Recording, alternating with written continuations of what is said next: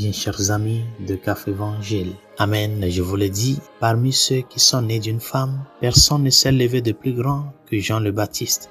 Et cependant, le plus petit dans le royaume des cieux est plus grand que lui. Chers amis, ce détail sur le paradoxe de la petitesse qui amène à la grandeur est un détail qui interpelle beaucoup. J'ai eu toujours à écouter chez certains adultes qui disent que non, Noël c'est pour les enfants, faut laisser les enfants fêter Noël. Je me dis, est-ce que vraiment cette affirmation est bien pensée? Pourquoi? Parce que si celui qui est adulte ne se rend pas compte que le mystère du Dieu incarné, c'est un mystère d'enfant, c'est un mystère de petitesse, c'est que cette personne n'a rien compris. La nativité du Seigneur, chers amis, se célèbre avec un cœur d'enfant, un cœur humble, un cœur sensible. Ne nous prenons pas comme ceux qui le savent tout déjà. Ne nous prenons pas comme ceux qui le dominent tout. Apprenons à nous faire des enfants, à voir avec des yeux de sensibilité, à valoriser les petites choses de la vie. Parce que, comme disait Chesterton, la nativité, Noël,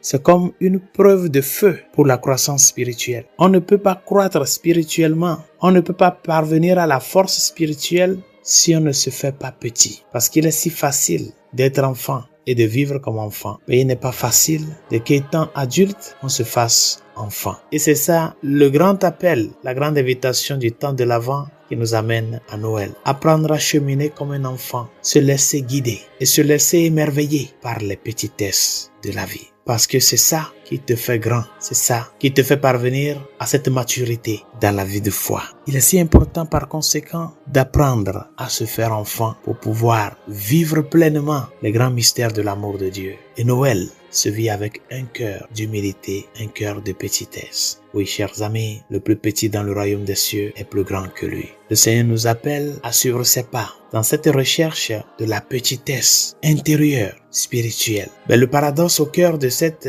recherche de la petitesse à la ressemblance au Christ, c'est que plus on apprend, moins on sait. Plus on apprend, moins on connaît. Les plus grands saints sont ceux qui sont plus enfantins, se sont faits petits. Et les plus petits sont les plus humbles. Cette humilité de vie, de parole et d'acte, c'est à cela nous sommes appelés, chers amis, dans notre chemin de vie comme chrétiens. Parce que c'est en nous faisant petits qu'avec un cœur humble, nous pouvons apprendre à grandir dans la contemplation du mystère révélé. Que l'amour de Dieu nous soutienne et nous garde à jamais. Bonne journée, je vous bénisse.